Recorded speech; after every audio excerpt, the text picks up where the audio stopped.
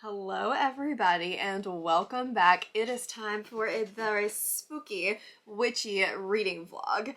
I love this hat. Like, it's just the brim is just a little bit extra, but we love it. We love it. Today we're going to be embarking on a very witchy journey. This vlog is going to be witch reads focused on fantasy romance, not necessarily the witchy reads that are more like Halloween based. I really wanted to dig into those fantasy romance witch vibes. I've been loving that recently and I feel like it's just absolutely perfect for fall. Fantasy romance has been everywhere and I am adoring it, and I just wanted to amp it up a little bit for spooky season. So that's what we're going to be doing today. I'm going to be reading a couple of books in this vlog. The first is The Coven by Harper L. Wood. This one is a book that I've been seeing around everywhere and I wasn't 100% sure if I was going to like it because I did not love What Lies Beyond the Veil, but I really wanted to give it a try. I wanted to give this author another chance. She's going to be at a Polycon, so I'm super excited to be doing that. And then I also definitely wanted to read The Witch Collector by Carissa Weeks.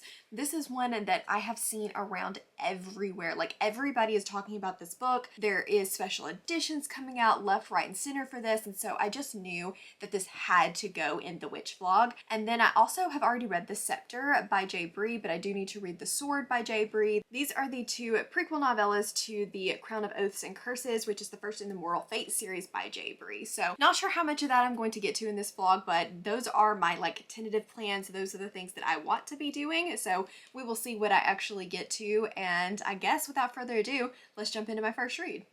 Hi friends, so I just wanted to check in with you guys really quickly because I have started The Coven by Harper Woods, and I read What Lies in the Veil by Harper Woods, or Harper L. Woods, I guess, a few months ago for Smutden, and I just did not absolutely love it. As a matter of fact, I think it might have gotten a really low rating from me, but I am enjoying The Coven a lot more so far. I'm only about 15% of the way in, but this is giving me so much fall vibes. Like, it is absolutely perfect for fall. We have a coven that is dying out, and as part of the coven, there are witches of different colors, and different colors have different things associated with them, like earth, fire, water, life, death. And the magic gets sent down the line, and in order for the coven to stay alive, there has to be someone sitting on the council from each like bloodline essentially. And the male witches they have to choose between whether they want to have family, meaning that they want to have kids, or they want to have power, because if they decide to have children, they are completely null and void of their power. And then the female witches are pretty much just used for breeding a lot of times, unless they sit on the council, and it's kind of their duty to breed for the coven. And then we also have the vessels, and they are basically demons that have been put in a human body, and they're trapped in the human body, and in order for them to survive, they have to drink witch blood. So they're basically a type of vampire, and I'm liking that concept. I think that it's really interesting. We're following Gray, who is a vessel, and I think the headmaster of the school. There is a school setting, I think, in here, but I haven't really gotten to that point just yet, but I think that it is coming. And then we're following Willow, whose mother has just died, and she is, unbeknownst to really anyone, the daughter of both a earth witch and one of the last remaining necromancer witches. So she is tried to like stay on the outskirts, not really be known, and she's always known that somebody at some point was going to come after her and want her to go to the school, but she was trying to put it off for as long as possible. And I'm kind of to the point where he is going to get her to take her to the school. And like I said, it's giving me some really good fall vibes right now. I'm quite enjoying that. So far, the two main points of view, I'm assuming they're going to be the love interest, do have good banter. This is supposed to have a morally gray main character. I'm assuming it's Gray. So far, I don't necessarily feel like he is super morally gray, but he is not a good dude either way. But anyway, I'm enjoying it. I will let you guys know when I'm a little over halfway. We'll touch base again, but so far, I'm liking the setup a lot more than I did What Lies in the Veil. Okay, so I just wanted to come back and tell you guys that I have read a little bit more of The Coven by Harper L. Woods, and I'm still enjoying this one. I think I'm about 60-ish% of the way through it so far, and for the most part, I'm really enjoying the world. It's a dark world, which I quite like. I find a very interesting character dynamic, and I like the magic system in this. I I think my main issue is going to come from the relationship side of things. I like their banter, and I do love a good enemies to lover, so that part definitely works for me. But I did find their relationship to develop way too quickly without really enough interaction, I feel like, between the two. And they're definitely not in love. He just wants her and is lusting after her, and she's supposed to be seducing him, but like, I don't know. I don't totally believe it. Like, I don't see why she would have ended up that fast in that spot that she's in. But I also am not bothered enough by it to make me actively dislike the book. I feel like that's not really all that helpful, but I am liking it still. The author at the very beginning of the book does make a really big deal about how Gray is a morally gray character. I never put the two and two together until now, but I don't know. It's not that I'm not necessarily finding him morally gray, but I just don't feel like he's as dark as she probably intended for him to be. And there's going to be some very mild spoilers here, so if you're not interested in knowing anything, then jump ahead. I don't feel like it's really a spoiler, but I guess if you really just don't want to know anything about the book, then it could be a spoiler. So I'll put a number down here for you guys to jump ahead to. But he basically just meets her and immediately wants to have sex with her and starts trying to give her these shock values, talking very crudely to her.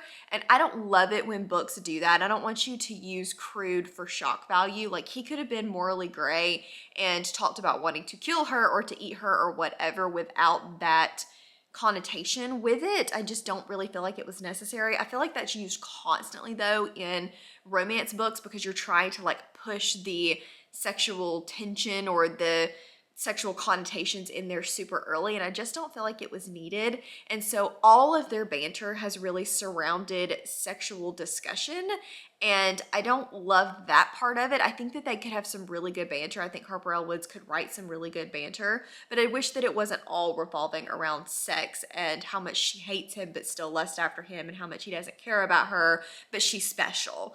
And I'm not loving that part of it. I feel like it's a little bit cliche, but I'm also still having fun with it. So it's not something that I can say that I hate by any means, but I am a little bit annoyed by it, even though I'm still having fun with it. So I think that's all that I really had to say for you guys right now. I like it. Still giving me fall vibes, still like the story, still like the magic system. I'm curious to see where it's gonna go, and at this point I would definitely continue on with the sequel. I don't know if I mentioned that this is multi-POV too, so we're getting parts from his head and parts from hers. But once I finish it, I'll come back, talk to you guys a bit more about it. I don't have any fun plans right at the moment to talk to you guys about, but if I come up with anything, I'm sure that you'll get a little B-roll, come in and tell you. But yeah, life's just not overly exciting right now, which is kind of sad. But we'll start doing the fall things very soon because I know that David really wanted to do a lot of fall activities. He even asked me, he was like, are you gonna do more of those like fall vlog things that you did last year? And I was like, yeah, why? And he said it was because he loved getting to go out and do things, and so he was hoping that I would do them again this year so that he could help me find themed activities to go do, which is honestly kind of sweet. So I'm sure that we'll do something at some point, but I have no idea what it'll be yet. Okay, so I wanted to really quickly give you guys my final thoughts on The Coven by Harper L. Woods. I ended up having fun with this one. Is it a little trashy and not the best piece of literature? Maybe. Is it super angsty and a ton of fun? Yes. So this one definitely has its moments and things that I could nitpick about it, but overall, I just had fun with it. I do want to continue in the series. I will definitely be moving on to the second book in the series here in the near-ish future, and like I said, I liked it. I didn't just love like the insta kind of relationship. Even though it definitely wasn't insta love, I did wish that things had been drawn out a little bit more, and I do wish that at times we had focused a little bit more on like the plot side of things, but I did like the way that it ended. Was it super shocking? No, but I do think it'll be a little bit of fun like in the next book. I don't know. This is probably gonna get a 3-star from me, but I had a fun time with it. I'm excited to continue, and I don't think I have anything really more to say than what I've already told you guys. Audiobook is pretty decent. Not like the best audiobook, but not bad either. Definitely would listen to the second one, and gives you a ton of fall vibes. So it's a great witchy fantasy read. It is set in our world, but it has enough fantastical like elements, and the Coven side of things is fantastical enough that it doesn't really feel like a Our World paranormal type witch book. It feels much more like a fantasy romance witch book. So definitely what I was looking for. I enjoyed it. I don't know what I will be moving on to next. The J. Bree one, there are 2 novellas that you have to read prior to that, so I will be working on those here pretty soon, and then I do want to get the Witch Collector in as well, so I guess it just depends on if I'm able to read the novellas before I'm able to pick this vlog back up or not, because I am filming a little bit early for this particular clip. We'll see. I'm not sure, but I'll let you guys know when I know. Hey guys, long time no see. It's been a minute since we chatted, but I have started The Witch Collector, and this is one that I was really excited for. I've heard it was enemies to lovers. I've heard such great things about it. There are special editions coming out, and Cassidy actually picked this for my TBR in the month of October. Patty said I still had to read it even though she picked another book. And I started this on my lunch break today and got about, let's see, I don't even remember who the book is by at this point. Carissa Weeks, and I got about 15% of the way through it on my way home from work, and I'm not loving it, just to be completely honest with you guys. It's written well, it's narrated well, it's just not particularly vibing with it. Let me start by what this book is about. It's following a young woman who is wanting revenge for her sister being taken by the Witch Collector, and basically the Witch Collector comes every season, and I kind of zoned out when they were telling why he was coming, but she resents the fact that he took her sister, I think, and has vowed to kill him and the Frost King, and she blames the Frost King, the Frost God, for everything. And so she's got this bone knife that she got from her father, who was also killed, and plans to kill the Witch Collector the next time he comes, and along with the Witch King, or the Frost King. That's kind of all I've gotten at the moment on that one. Our main character is unable to speak, and she does not have a lot of power in her. She's not marked. Most of the witches are marked, but she can use her blood to see things, to see into the future. And so that has made her a valuable individual in like her village. But obviously the people in the village want to move on to bigger and better things sometimes, but there is this war looming, and so they're kind of afraid to leave their home and go to the front on this war. And she uses sign language to communicate with people, which I thought was a really cool addition. Mostly I think right now I'm not overly intrigued by the plot. I'm not liking our main female lead. She is very, what did I text Cassidy? She's giving me this is my way or the highway vibes. She basically thinks that her opinion is the only opinion that matters, and she is like rage-filled about all of these things that she hasn't even bothered to ask questions about. Like, she doesn't question anything. She just makes it her opinion, and that is that. She doesn't care why, that's just her opinion. And I prefer a little more of a nuanced character than that. And she definitely gives me not like other girls vibes, and not necessarily that she's not actually like other girls, that she wants to be not like other girls. And I don't know, it's kind of, haughty's not a great word, but that's kind of how it feels at the moment. I'm not loving her. And then the main guy interest is just your flat Fanru guy. So at the moment, I'm not loving it, but I am going to continue with it. I'm hoping that that's just kind of some initial, growing pains kind of thing. And because it's well written, I do want to continue on and see if that does improve. I'm hopeful for it because so many people love this series. I'm like, okay, what am I missing? Because I got to be missing something. Too many people love this for me to have this strong of not a fan this close to the beginning of the book. So I'm going to continue, hopefully improve. I'm going to do some crocheting while I listen, and I will chat with you guys once I'm about halfway in, and we will, fingers crossed, that I am vibing with it a little bit better.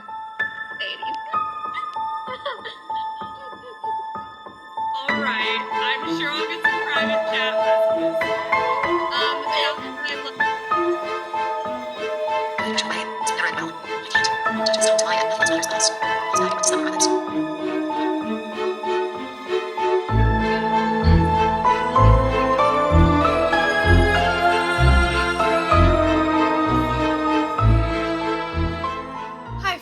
I have just gotten done filming 2 sit-down videos for while we were gone to Maine, which I think you guys are seeing this vlog while we are gone, so I hope we're having a good time. I can't wait to put out the vlog and show you guys exactly what all we got up to while we were there. But with that being said, I am about halfway into The Witch Collector by Carissa Weeks, and I still not loving it. I wish that I was. I wanted to love this so much. I'd heard such good things about it. There are special editions. I've already told you all that, but I'm not loving it.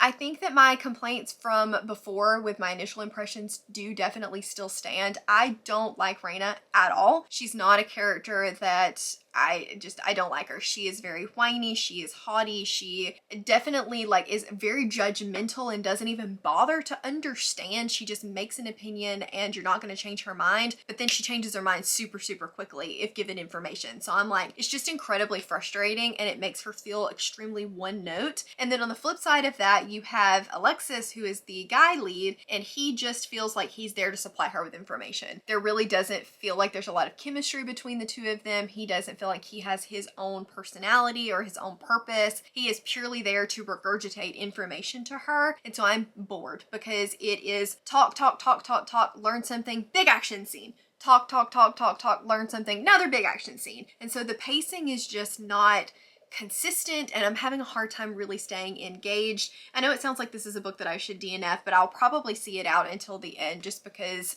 I don't know, I am curious to see how it ends, but I'm not loving it. I wanted to so much, but this is just, I don't think it's just not the fantasy romance for me. Obviously it works for a lot of people and it's so many 5-star reviews, so many people that love it. But for me, I think I just need a little bit more depth to everything. I need a little bit more things happening rather than us just talking about things that have happened. I don't know. I think mostly it's coming from her. I just don't like her as a main character. But I think that's really all of my updates for right now. David and I may go this weekend to Sam's Club and I think that they have some of their like spooky season stuff out, like their blow ups and things like that. So I'm curious to see what all they have out and see if there's anything that I want to pick up because they usually have some really good things for some really good prices and I want to see what all they've got. I don't think they have, like I've gotten a couple Christmas things from there, but I don't think I've ever gotten anything from them as far as Halloween stuff goes. And then I've got to get a vacuum. I know that seems like a weird place to get a vacuum, but they have the Dysons on sale and mine croaked and I need a vacuum. So that's also an order of business for this weekend. But yeah, I think that that's all that I've got for you guys for now. When I finish this, I will let you know.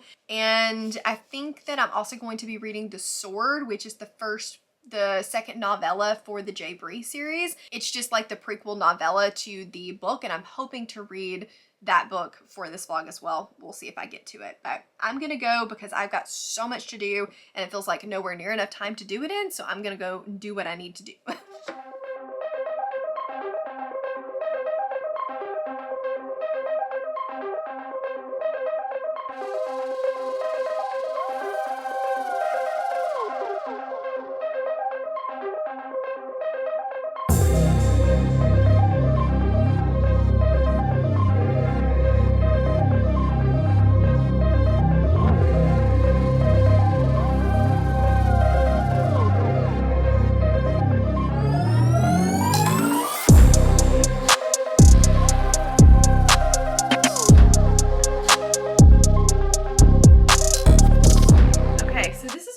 Random thing to be excited about on the internet. However, I finally made the vacuum purchase that I was telling you guys I was going to make the other day. And you know, sometimes it's okay when you're 30 to get excited about big girl purchases. This is one of those. So let me show it to you. This is my new vacuum.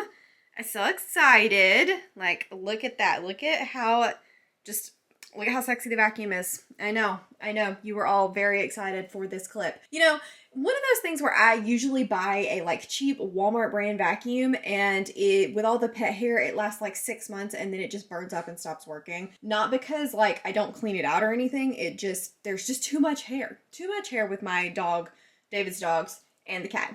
So we ended up buying one that will hopefully last me more than a year and I'm very excited about it. I've already vacuumed half the house. It has been a time. I'm like pouring sweat because it took forever, but we got it done. Probably gonna need another pass at some point because this thing sucks up way more than my old vacuum ever could. I know this is the clip that you were all like dying to see, but I'm gonna go look a little less disgusting and then we'll chat.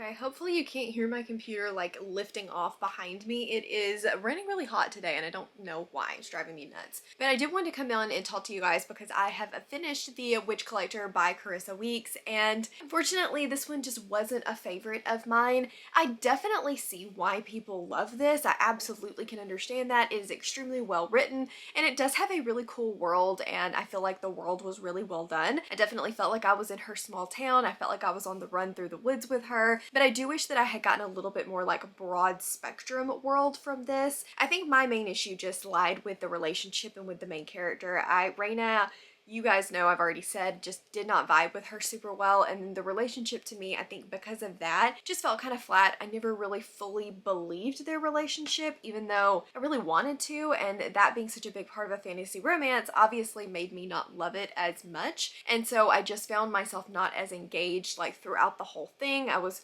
zoning out really easily and just not wanting to and just honestly not really wanting to pick it back up. Again, with that all being said, I do think it was extremely well written. This is a self-published fantasy that I think is getting picked up, or at least is maybe a small published or something like that, and I think that it was extremely well written. I think that the audiobook was well produced. That was really good. There was a little bit of an issue with the male point of view talking a lot faster than the female, and so sometimes I would have to like slow him down and then speed her up and then slow him down and speed her up, which was a little bit annoying. But overall, I think that it was well produced. I had a decent time with this, but I don't know that I will be continuing in the series. I'm not sure. Like, I could be persuaded if somebody were to say, if you were to comment down below and say, yeah, I felt the same way about book 1, but book 2 really expanded the world and I believe their relationship a lot more and she grows up. Like, okay, I could definitely be persuaded to try book 2, but as of right now, I don't know that I have any like active plans to continue on in the series. I think this one's probably going to get a 2-ish star from me. It could be a low 3. I gotta put it like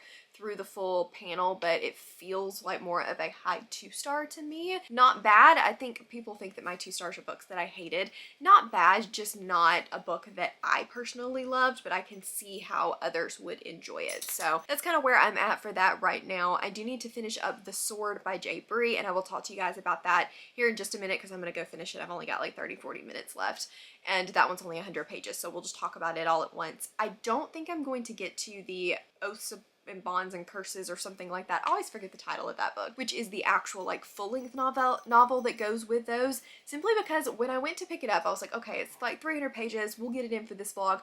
Oh no. It's like 800, 700, 800 pages, and it has no audiobook, and so I am, oh gosh, I am washed out. Hang on. That's a little bit better. I am going to be going to Maine next week, and so I'm not really going to be able to read that over there. I've got like other vlog plans and stuff that I want to be doing, so I don't know that I'm going to be getting to that one in this vlog. However, my video plans for the rest of the month are very like open. It's just going to kind of depend on what I'm in the mood for, or what wheel lands on what the Spookoplathon board lands on. So there's definitely a possibility that I will get to pick it up later in the month. So still on my radar, high up on my list of books that I want to read. I'm gonna go finish The Sword, and I will be right back to chat with you guys. Let's chat about The Sword by Jay Bree. This is super quick. It's like a 100-page novella. It goes along with The Scepter by Jay Bree, which I did review in a previous vlog, but basically just to recap my basic thoughts, it follows our heroine for the full-length novel, and she is a witch. She's always lived out in the woods with her coven, and one day her coven is massacred and she's the only one left and has to become like the all-powerful matron of the coven, and she has a fated mate that she can talk to.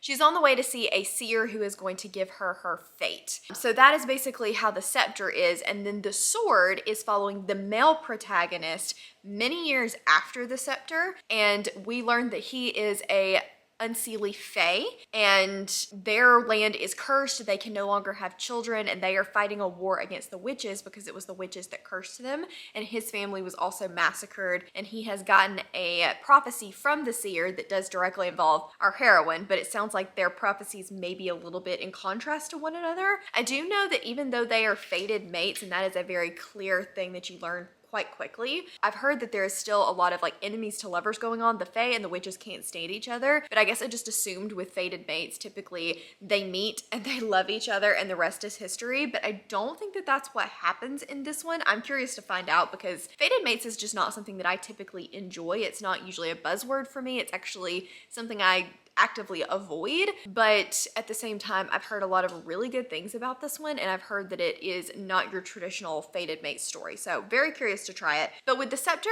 I liked it. I thought that the writing was good. I thought that the world building was super, super interesting, but I did not love our female lead for most of the story. She was just kind of meek and seemed very unsure of herself, and I don't know, she just needed to grow a backbone a little bit. But then after she meets with the seer, it says that she is a whole new person, and so I'm very curious to see how that character growth progresses after the events that happen in the Scepter. And then with the Sword, I liked this one just a little bit better. I think I just connected with the hero a little bit more than the heroine, but I think that it did a good job expanding the world and showing us the other side, kind of all the information that we did not get in the Scepter. And I think it did a good job like laying the groundwork for the character and his backstory and a lot of the secondary characters that I'm assuming are going to come into play, and kind of briefly introducing you to some of the politics that I think will be important throughout the rest of the series. So I actually really liked both of them, but I think that I prefer the Sword just because I like his character a bit better, but also we are seeing them at two completely different points in their lives. His story takes place a millennia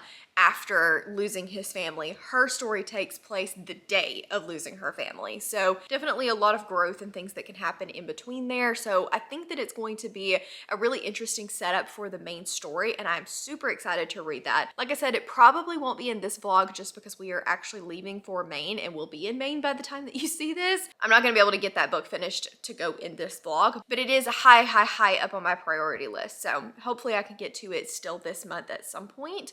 And I think that I'm going to be giving the Sword a higher 3-star. The Scepter was also a 3-star, but a lower 3-star. Like I said, I quite enjoyed this. It's just because they're so short that it's hard for me to get really invested. So it's always difficult for me to get novellas like higher than a 3 or a low 4-star. Not that it's impossible, but it definitely is harder to do, especially if they're not like 200-page novellas. This one, I think it was like 115 pages, but the Scepter is only like 87 pages. So they are super, super short. Literally, you can read them in an hour. And I think that they probably are going to be necessary to get the full impact going into the main story. I've heard that these are pretty, not necessarily required, but strongly encouraged. And after reading them, I can see why. So anyway, I think that's everything. I am going to go watch some Supernatural with my patrons tonight. And then once I am done with that, I will come and we will close out this vlog. Okay guys, so I just wanted to come and officially close out the vlog. I hope you guys enjoyed it. I definitely found some books that I quite enjoyed, even though they were angsty. I still really liked the Coven, and I'm glad to have read The Witch Collector, so now I know that I'm probably not going to be ordering special editions and I'll be up on the hype for it, so definitely glad that I read both of those. Excited to have the Sword under my belt. I hope you guys enjoyed this video. This is the first of my spooky season vlogs, which I am super excited about. I'm excited to read a little bit of fantasy while also sprinkling in some horror and traditional spooky season reads in there. I'm aiming for at least one a week, maybe 2. We'll see how it goes. And obviously my main vlog will be coming to you guys in the near-ish future, probably like 2 weeks after you're seeing this vlog. Hopefully that one will go up, and I'm so very excited for that trip. So I hope you guys have been having a fantastic day. If you want to leave me a emoji just to let me know that you were here, obviously leave me some kind of witchy emoji because that is the theme of the vlog. As always, links to my Patreon, Instagram, Twitter, and Goodreads are all down in the description box below. If you guys enjoyed this video, please give it a big thumbs up and subscribe if you want to, and I will see you next time. Bye!